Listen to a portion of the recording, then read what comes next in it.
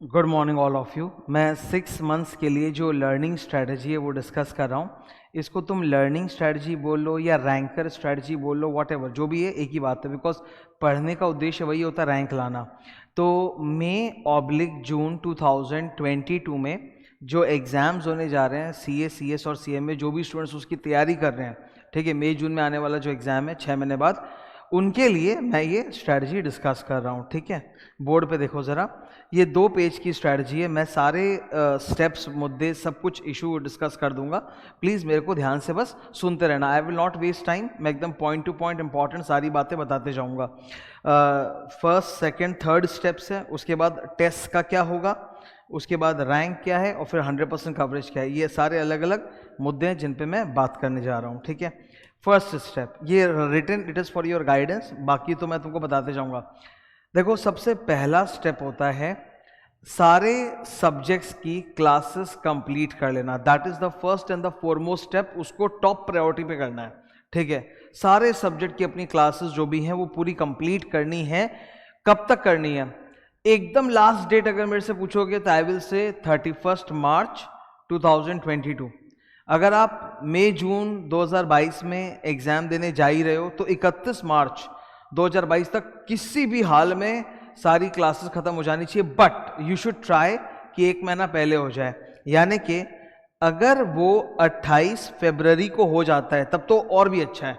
ठीक है, try to complete all 8 subjects classes by 28 February. अगर सारा क्लास 28 फरवरी तक हो जाए तो और 1 महीना एक्स्ट्रा मिल जाएगा। लेकिन अगर नहीं भी हो पाया, कोई बात नहीं, मैक्स टू मैक्स 31 मार्च तक खत्म कर लेना अगर मई जून में एग्जाम देने जा रहे हो तो। ठीक है, 2 इंपॉर्टेंट बातें।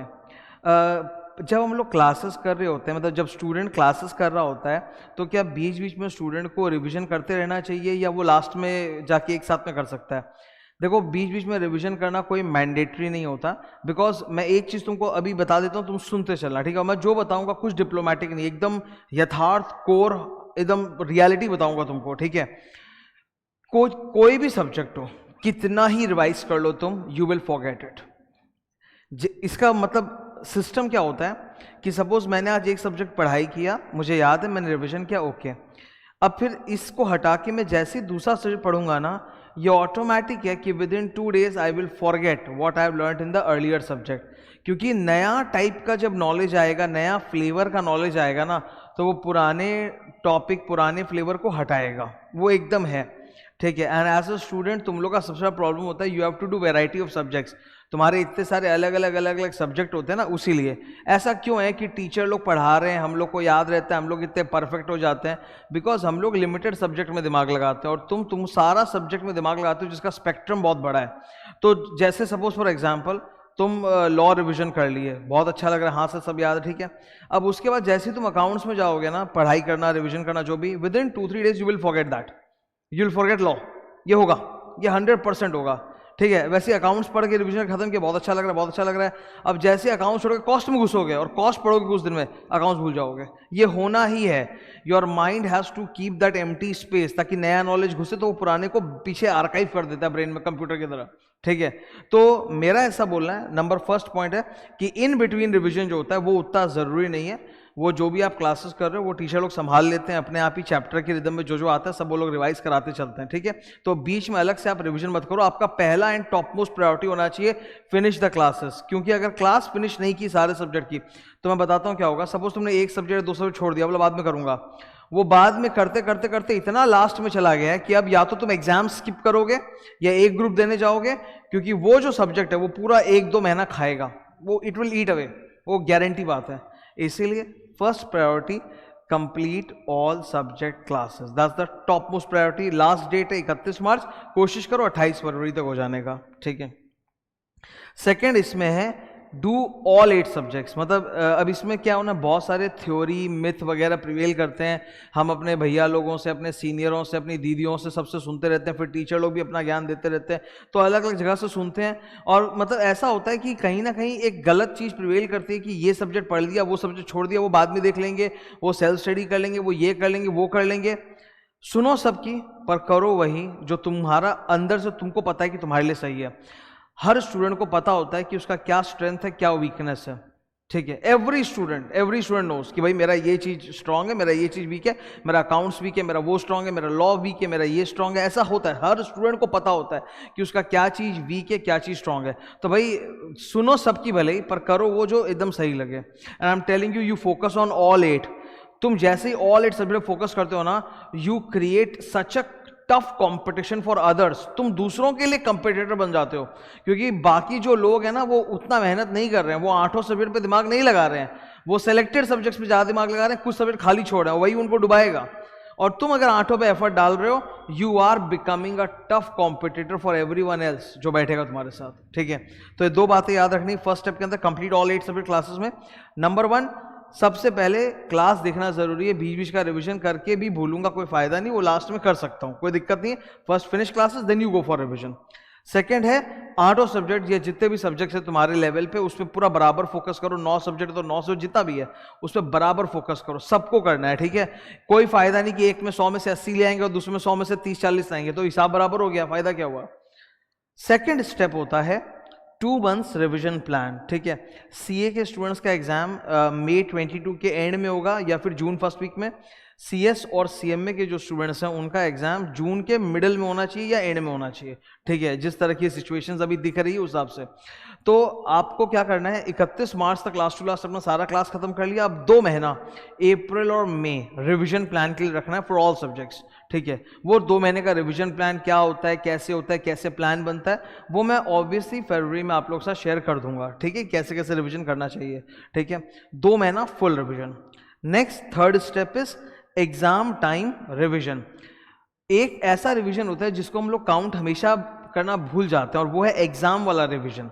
जैसे एग्जाम के दिन में भी तो रिवाइज होता है ना। अगर मान लो सीए की बात करें तो सीए में सपोज 16 दिन तक एग्जाम चलते हैं, 8 सब्जेक्ट्स होते हैं, एक ही दिन का गैप होता है, तो 16 दिन की वो पूरी महाभारत होती है। तो उस दौरान भी तो रिवीजन कर रहे हो, that is the best revision. Because normally revision करते हो तो क्या होता है, नॉर्मल जब रिवीजन होता है, जैसे मैं ज्यादा रिवीजन की बात नहीं कर रहा, मैं सिर्फ 2 रिवीजन की बात कर रहा हूं आपसे। ये फर्स्ट है, ये सेकेंड है। फर्स्ट मैंने बोला 2 मंथ्स रिवीजन प्लान। जब ये वाला रिवीजन करते हो ना 2 मंथ्स वाला, तो उसमें पता दिक्कत क्या आती है, हम लोगों के दिमाग में हमेशा एक ही प्रॉब्लम चलता है, जब हम कोई एक सब्जेक्ट पढ़ते हैं ना, हमको बाकी 7 की याद आती है। एकदम ये है, गारंटी है, एक सब्जेक्ट पढ़ेंगे बाकी 7 का याद आएगा ही आएगा, इसको रोक नहीं सकते। ये ह्यूमन टेंडेंसी है। ठीक है, एकदम ह्यूमन टेंडेंसी है। मेरी ट्विन बेटियां हैं, ठीक है, अभी वो 6-7 महीने की, एकदम छोटी छोटी। किसी एक को गोदी में उठाता हूं ना, उसको प्यार करने से तुरंत गिल्ट आता है, दूसरी वाली मेरे को देख रही है। ये ह्यूमन नेचर है। तो स्टूडेंट के लिए तो वो जो 8 सब्जेक्ट है वो उसका बच्चा की जैसा है। एक सब्जेक्ट देखोगे तुरंत वो 7 सब्जेक्ट का याद आने लगेगा। इसीलिए जब ये रिवीजन करते हो ना, इसमें डिस्ट्रैक्शंस इतना ज्यादा होता है, माइंड डोलता है। जबकि एग्जाम वाला जो रिवीजन है, इसकी बात ही कुछ और होती है। इसमें हमको मालूम होता है कि 1.5 दिन बाद मेरा वो फलाना एग्जाम है, उसको छोड़ के मेरे को कुछ और नहीं करना है। तब तुम एकदम फोकस होकर अपने पूरे ब्रेन का 100% एक ही सब्जेक्ट में डालते हो, लगातार 1.5 दिन तक, 30 आवर्स तक। वो लीवरेजिंग इफेक्ट क्रिएट करता है। लीवरेजिंग इफेक्ट मतलब पढ़ते 1 मिनट है, आउटपुट 10 मिनट का मिलता है, वो उस तरह का इफेक्ट होता है। जैसे लोग बोलते हैं ना कि जो चीज 2 महीना में रिवाइज हुआ वो 1.5 दिन में कैसे हो जाएगा। अरे हो जाएगा सर, वो 1.5 महीने में आपका ब्रेन तो आइंस्टाइन का बन जाता है ना, क्योंकि एक ही सब्जेक्ट पे दिमाग लगाते हो, 100% फोकस उसी पे होता है, लीवरेजिंग इफेक्ट चालू हो जाता है। ठीक है, तो ये सबसे जबरदस्त रिवीजन होता है, इसमें एकदम जान लगा के पढ़नी पड़ती है। तो ये 3 स्टेप्स थे। First step, you complete all your subjects. Second, 2 months revision, and then last exam वाला रिविजन। टेस्ट को लेके मैं बात करना चाहता हूँ। ठीक है, जैसे बहुत सारे स्टूडेंट का टेस्ट को लेके चिंता होता है, तो मैं अपना ओपिनियन रख रहा हूँ टेस्ट को लेके। जो भी मैं बोल रहा हूँ, this is my opinion, it varies from person to person. ठीक है, और जितने मुंह उतनी बातें, पर मैं हमेशा अपने ओपिनियन पे अडिग रहा हूँ। क्लासेस में भी बोला हूँ, मुझसे जो स्टूडेंट लोग बात करते हैं उनसे बताता हूँ, तुमको बता रहा हूँ। मुझे कतई ऐसा नहीं लगता कि टेस्ट दे दे के मैं कोई बहुत बड़ा पंडित बन जाऊंगा, या मेरा सिलेबस प्रिपेयर हो जाएगा, या I will improve my learning. ऐसा नहीं होता। ठीक है, एक चीज सोचने वाली बात है, व्हाट इज टेस्ट। टेस्ट के मल्टीपल पर्पसेस होते हैं। ठीक है, टेस्ट का एक पर्पस होता है to know where I am standing, मतलब मेरा लेवल क्या है, मेरी काबिलियत क्या है, मैं कैसा परफॉर्म कर रहा हूं। ठीक है, that is one thing. Second हो सकता है टेस्ट का पर्पस, खासतौर पे जो सिम्युलेटेड टेस्ट होते हैं। सिम्युलेटेड टेस्ट का मतलब रियल टेस्ट को छोड़ के जो भी टेस्ट आप दे रहे हो, चाहे मॉक टेस्ट पेपर, चाहे आरटीपी, चाहे ये वो जो भी, that is called simulated test. तो दूसरा पर्पस हो सकता है कि at least I am learning new types of question answers, कि थोड़ा नया नया क्वेश्चन देखने को मिल गया जो मैंने पढ़ा नहीं था, ठीक है। अगर आप पहले वाले मकसद से सिमुलेटेड टेस्ट दे रहे हो कि अपना परफॉर्मेंस चेक करना है, तो वो वेस्ट ऑफ टाइम है, वो वेस्ट ऑफ टाइम है। लेकिन अगर आप सेकंड पर्पस से कर रहे हो कि नहीं मैं टेस्ट इससे दे रहा हूं because I want to learn new type of question and answers, that's all, without evaluating my self, then it's okay, then there is no problem at all. Why am I saying so? मैं test के इतना खिलाफ क्यों? मैं last 9.5-10 साल से पढ़ा रहा हूं, और उसके बाद तो ऑब्वियसली मैं स्टूडेंट था ही ना, तो जिंदगी तो मेरी पढ़ाई में ही कटी है, पूरी जिंदगी मेरी पढ़ाई में ही कटी है, ठीक है। और मेरा पर्सनल अनुभव रहा है कि test don't bring out the best out of me, they bring out the worst out of me. Test की वजह से क्या होता है, मैं आपको पूरा एक एक चीज बताता हूँ। देखो मैंने 4 पॉइंट्स लिख के भी दिए, ठीक है, कि भाई तुमको सोचना पड़े बाद में। तो फर्स्ट है कि जब मैं एक्चुअल टेस्ट के लिए पढ़ता हूं ना, तो मैं अपनी 100% कैपेसिटी से पढ़ता हूं and I am fully prepared, then they can जज माई कैपेबिलिटी। बट जब मैं कोई सिमुलेटेड टेस्ट दे रहा हूं इन नॉर्मल लाइफ, तो उस समय मेरे दिमाग में सारे सब्जेक्ट चल रहे हैं, मैं डिस्ट्रैक्टेड हूं, मेरा पर्सनल एक स्टडी प्लान होता है जिसके हिसाब से मुझे जाना है, पर नहीं ओ जी मेरे को तो सामने ये टेस्ट देना है, तो मेरा वो स्टडी प्लान पूरा डिसरप्ट हो जाता है, फिर मेरे को उस टेस्ट के हिसाब से अपना टाइम डिवोट करना पड़ता है। तो मेरे स्टडी प्लान का तो पूरा चौपट हो ही जाता है, मेरा जो भी स्टडी प्लान है चौपट हो जाएगा अगर मैं कोई टेस्ट वगैरह में जा रहा हूं, तो पूरा स्टडी प्लान चौपट होगा, बिकॉज फिर मैं मजबूर हो जाऊंगा कि मेरे को उस टेस्ट के हिसाब से थोड़ा पढ़ना है, and even then my mind is distracted, मैं 100% कैपेबिलिटी के साथ नहीं देने जा रहा हूं test. That's the first point, और वहीं पे इवैल्यूएशन वाली बात फुश। सेकंड आता है, अगर हम 40-50% तैयारी के साथ कोई टेस्ट देंगे तब हमको कोई फायदा नहीं होगा, हमारा एक्चुअल कैपेबिलिटी भी जज नहीं हो पाएगा, and it will be a waste of time. Third, ये तमाम तरह के जितने भी टेस्ट पेपर्स होते हैं सर, जो इंस्टीट्यूट भी निकालती है, उनमें मिस्टेक्स होते हैं। अच्छा, let me tell you some background of it if you don't know about it. जो एग्जाम में क्वेश्चन पेपर और आंसर आता है, एग्जाम में क्वेश्चन पेपर और सजेस्टेड आंसर, वो अलग होता है, और एमटीपी आरटीपीस वगैरह में जो टेस्ट होते हैं वो अलग होते हैं। कैसे होते हैं? इंस्टीट्यूट के पास क्या होता है, दे have a question bank, they have a question bank, जो इतने सालों का बना हुआ क्वेश्चन है वो, प्लस नए नए क्वेश्चन उसमें ऐड होते रहते हैं, तो they have a question bank बनता रहता है। जब mock test paper RTP test papers बनाने होते हैं, तो वहां से उठा के सीधा क्वेश्चन डाल दिए जाते हैं विदाउट एनी डिस्कशन कि ये सही है, इसका आंसर सही है कि गलत है ना किया है, वो डाल दिया जाता है। That is why you will find जितने भी टेस्ट पेपर्स अलग से निकलते हैं, they have lot of mistakes, theory practical जो भी बोलो सब में। बट जो एक्चुअल टेस्ट होता है ना सर, वो कैसे होता है आप समझ लो। For every single subject there is a panel of 8 persons, 8 लोगों का पैनल बनता है, जिनको हम बोलते हैं हेड एग्जामिनर या associate head examiner, for that subject only, सिर्फ एक सब्जेक्ट के लिए। सोचो कि 8 सब्जेक्ट है तो 64 आपके पास AHE होंगे, ठीक है। तो एक सब्जेक्ट में 8 लोग मिलके क्वेश्चन पेपर का पूरा वो डिस्कशन करते हैं, आंसर का डिस्कशन करते हैं, ठीक है, और फिर आंसर डालते हैं। कहीं उनको दिखता है कि क्वेश्चन में गलती, तो they give alternate answer, they give this that वगैरह, बहुत अच्छे से सजेस्टेड आंसर ड्राफ्ट किया जाता है। इतना कुछ करने के बावजूद भी ऐसा नहीं है कि सजेस्टेड आंसर्स भी 100% परफेक्ट होते हैं। Over the course of time it has been found कि उसमें मिस्टेक्स होते हैं, ठीक है, पर उस मिस्टेक का क्वांटिटी बहुत कम होता है। अगर मॉक टेस्ट पेपर में 100% मिस्टेक है, तो सजेस्टेड आंसर्स या एग्जाम में जो क्वेश्चन पेपर आएगा उसमें आपको हार्डली 5% मिस्टेक्स मिलेगा, 100% नहीं मिलेगा, ठीक है, बहुत कम मिस्टेक्स मिलेगा, बिकॉज इट इज डिस्कस्ड। तो इससे तुलना नहीं हो सकती इसकी और उसकी, तो उसमें मिस्टेक्स होते हैं बहुत सारे जो सिमुलेटेड टेस्ट होते हैं। तो आप एक तो मिस्टेक का क्वेश्चन पेपर दोगे, उसमें अपने आप को दोष दे रहे हो कि यार मेरा इतना खराब परफॉर्मेंस कैसे हो, जबकि तुम्हारी गलती भी नहीं है। And plus you have killed a lot of your time and energy in solving that wrong question ना एकदम अटका देता है, एकदम ट्रैफिक जाम की तरह। चौथा पॉइंट है, जो कॉपी इवैल्यूएशन हो रहा है, खुद जो एक्चुअल एग्जाम है उसमें जो कॉपी इवैल्यूएशन होता है उस तक में मिस्टेक्स होते हैं, तो सिम्युलेटेड टेस्ट के कॉपी इवैल्यूएशन में तो आप समझ लो 10 गुना ज्यादा मिस्टेक्स होता है। मतलब for example I tell you, suppose एक कॉपी एग्जामिनर ने चेक किया, सेम आंसर अगर एक दूसरा स्टूडेंट लिखेगा ना, जरूरी नहीं है कि उसको सेम नंबर मिलेंगे, ये ह्यूमन नेचर है, अगेन सब्जेक्टिविटी। आज आपको अगर किसी को रेटिंग देना पड़ता है, सपोज ऊबर में आए हो गए हो और ऊबर ड्राइवर को रेटिंग देना है, तो तुम खुद 5 आउट ऑफ 5 देना नहीं चाहते। लोगों की ये फितरत होती है कि नहीं सब तो अच्छा नहीं था, थोड़ा तो गड़बड़ था ही, ठीक है, AC नहीं चलाया था उसने तो 4 दे दो, 4 आउट ऑफ 5। तो जब आप इतने सब्जेक्टिव हो, तो जो बंदा आपकी कॉपी चेक कर रहा है वो नहीं होगा सब्जेक्टिव, वो भी तो होगा सब्जेक्टिव, वो भी तो सोचेगा कि नहीं 5 तो नहीं, थोड़ा तो कम ही कर देते हैं, तो थोड़ा कम मार्क्स। सेम आंसर अगर 4 स्टूडेंट लिखेंगे, चारों को अलग अलग नंबर मिलेंगे, मैं आपको बता रहा हूं। तो इसमें भी पंगा होता है, इसीलिए I am telling you simulated test को लेके मेरा ओपिनियन क्लियर कट है कि एकदम जरूरी नहीं है। फिर भी दो बातें, अगर तुम अपने आप को इवैल्यूएट करने के लिए दे रहे हो then I don't think it is worth while. But हाँ, अगर तुम सीखने के लिए दे रहे हो कि भाई नया नया क्वेश्चन मेरे को देखने को मिलेगा, नया क्वेश्चन पढ़ लूंगा वगैरह, तो थोड़ा और क्वेश्चन आंसर सीख जाएंगे नया, तब अच्छी बात है, तब करो, तब कोई दिक्कत नहीं है। बहुत जन ऐसा बोलते हैं कि सर टेस्ट के बिना मेरे को प्रेजेंटेशन नहीं पता चलेगा, मेरे को राइटिंग स्पीड नहीं पता चलेगा, मेरे को प्रेशर नहीं पता चलेगा। मैं तुमको याद दिलाना चाहता हूँ तुम यहाँ तक पहुँचे कैसे हो। स्कूल पढ़ा है तुमने 12th तक, कॉलेज पढ़ रहे होगे या पढ़ चुके होगे जो भी, तो आज तक कभी कोई एग्ज़ाम नहीं हुआ, बिना एग्ज़ाम के यहाँ तक पहुँचे हो, ये तो हो नहीं सकता। अपने लाइफ टाइम के अंदर तुमने पैदा हुए तब से, मतलब चलो 3 साल की उम्र से हंड्रेड्स ऑफ एग्जाम्स दिए हैं, हंड्रेड्स ऑफ एग्जाम्स दिए हैं।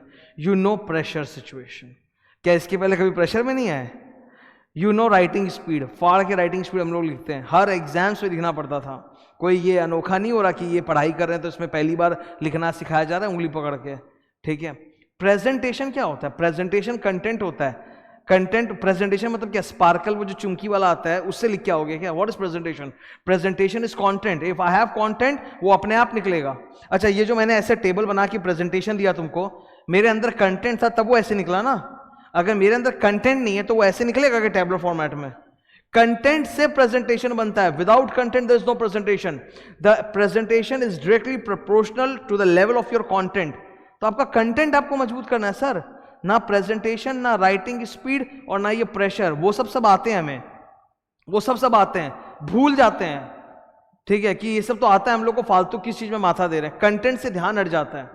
अगर तुम ओवर ऑब्सेस्ड हो जाओगे टेस्ट को लेके, मैं बता रहा हूं, ओवर ऑब्सेस्ड, नुकसान कर बैठोगे। जो personal revision plan, study plan होता है वो पूरा चौपट हो जाएगा, ठीक है। तो think about it. If you are at all giving test, मतलब टेकिंग टेस्ट, अपियरिंग, देन आपका ऑब्जेक्टिव एक ही होना चाहिए कि इसके नंबर से मुझे फर्क नहीं पड़ता, मैं तो नए नई चीजें सीखने के लिए दे रहा हूं, मैं नया क्वेश्चन सीख रहा हूं, नया आंसर सीख रहा हूं, देन इट्स एब्सोल्युटली गुड, कोई प्रॉब्लम नहीं है, ठीक है। रैंक हमेशा अच्छा होता है, रैंक इज ऑलवेज गुड, हर चीज में रैंक से आपको फायदा मिलता है। जैसे मेरे रैंक्स जब हुए तो मुझे क्या कॉन्फिडेंस हुआ कि अच्छी आर्टिकलशिप मिल जाएगी, समाज में इज्जत मिलेगी, मेरे टीचरों की नज़रों में मुझे इज्जत मिलेगी। उन सब एक्सटर्नल चीज़ों से ज़्यादा मुझे अंदर महसूस हुआ कॉन्फिडेंस, अंदर एक वैलिडेशन मिला मुझे, दूसरों से वैलिडेशन नहीं, एक सेल्फ वैलिडेशन मिला। Yes, I have got a rank, I know something. वो कॉन्फिडेंस जो है ना वो टिकता है, वो काफ़ी लंबे समय तक टिकता है, ठीक है। और रैंक के लिए अगर आप एस्पायर कर रहे हो तो बहुत अच्छी बात है, मन में करो, सीक्रेटली करो, ठीक है। ज़्यादा सबके सामने ढिंडोरा पीटने की ज़रूरत नहीं है, अंदर एस्पायर करो और करना भी चाहिए, ठीक है। ये सोचो कि इस एग्ज़ाम में पास ही रैंक ला के होते हैं, ऐसा सोचो और एग्ज़ाम दो, ठीक है। तो रैंक की तो चेष्टा हमेशा करनी चाहिए, फ़ायदा रहता है। और तुम्हारे पुराने ट्रैक रिकॉर्ड से रैंक का कोई लेना देना नहीं, ये भी बता देता हूँ तुमको, कि ज़रूरी नहीं कि जो स्कूल में टॉपर रहा है वही लाएगा। लास्ट 100% कवरेज, इसके ऊपर बार बार मेरे बोलने के बावजूद, मैंने क्लासेस में अपने बोलता हूँ, सब कुछ करता हूँ, फिर भी स्टूडेंट लोग कहा जाता है कि सर इंपॉर्टेंट लिस्ट बता दो, इंपॉर्टेंट सेक्शन बता दो। मैं पेपर सेट करने जा नहीं रहा, I am not setting the paper, how will I know कि ये आएगा ये नहीं आएगा। पेपर पैटर्न ड्रास्टिक चेंज हो रहा है। एक चीज़ तुमको बताता हूँ, एक किताब आती है स्कैनर बोल के, उसमें शुरू में ना वो लोग एक बर्ड आई व्यू ऐसा कुछ बना के देते हैं, वेटेज बना के देते हैं कि ये क्वेश्चन आज तक इतनी बार आया, ये इतनी बार आया, ये चैप्टर से इतना परसेंटेज है, पूरा बार चार्ट बना के देते हैं। सर ये सब वेस्ट है, ये सब वेस्ट है सर, पुराना पैटर्न अब नहीं आएगा, ठीक है। पैटर्न चेंज होता रहता है, पैटर्न के साथ साथ क्या होता है, जो टॉपिक्स का सिलेक्शन होता है वो भी चेंज होता रहता है। जिन चैप्टरों से क्वेश्चन नहीं आते थे अब वो आने लग गए हैं, और जिन चैप्टरों से एक सेट टाइप ऑफ क्वेश्चंस आते थे अब वो नहीं आके दूसरे अलग टाइप के नए क्वेश्चंस आते हैं, ठीक है। तो ये बदलते रहता है, ये कांस्टेंट नहीं रहता है, इसीलिए किसी भी तरह से ये पॉसिबल नहीं कि इंपॉर्टेंट का लिस्ट बनाया जा सके। बीकॉम नहीं दे रहे हैं, ठीक है, फिर से बोल रहा हूँ, बीकॉम नहीं दे रहे हैं। बीकॉम 10-12 में होता है कि भाई 10 साल का पेपर पैटर्न स्टडी किया, 70% उससे फंसेगा, यहाँ वैसा नहीं होता है। इसीलिए प्लीज़ 100% कवरेज करो, 100%। अगर कर रहे हो तब जाओ, वरना मत जाओ एग्ज़ाम देने। ये मत बोलो कि अब एग्जाम में 2 दिन बाकी है तो अब बताओ सेलेक्टिव क्या। अगर आप इतने एंड तक पढ़ाई नहीं की हो, 2 दिन बाद आपको एग्जाम देना और अब आप सेलेक्टिव बोल रहे हो, तो वो नहीं होगा सर, वो हो ही नहीं सकता, आप दे ही नहीं सकते एग्जाम। ये कैसे हो सकता है? मतलब बिना तैयारी के तुम कैसे पहुंच जाओगे एग्जाम देने के लिए? तो तैयारी तो करनी पड़ेगी। Selective study is not going to help. Pattern change होता रहता है। पैटर्न का मतलब सिलेक्शन ऑफ टॉपिक्स जिससे एग्जाम में आएगा, वो बदलते रहता है। आप किसी एक चैप्टर पे बहुत हैवी बैटिंग करके गए, उससे या तो एकदम हार्ड आ गया जो आप नहीं कर पाए, या उससे कम नंबर का आ गया या आया ही नहीं, तो नुकसान हो जाएगा। और जिनको आप छोड़ के गए उससे ज़्यादा नंबर का आ गया या एकदम इजी क्वेश्चन आ गया जो आराम से अटेम्प्ट हो सकता था, तो नुकसान हो गया। तो please don't fall into the trap of selective study. ठीक है, मेरे ख्याल से सब कोई तुमको यही बोलते होंगे 100% पढ़ो, फिर भी स्टूडेंट खुद ही सेलेक्टिव की तरफ भागने लग जाता है एंड मोमेंट में। पैसा मत करो ऐसी सिचुएशन में, अपने आपको डाल ही क्यों रहे हो? पढ़ाई करो ना, अभी तो 6 महीना हाथ में। ठीक है, 6 मंथ्स का प्लान है ये, अभी तो हाथ में समय है। Why are you going for selective study? ठीक है, प्रॉपर प्लान बनाओ, 8 सब्जेक्ट पे बराबर फोकस करो, अच्छा होगा, सब अच्छा होगा। ठीक है, so that was my 6 months learning strategy for all of you. Thank you.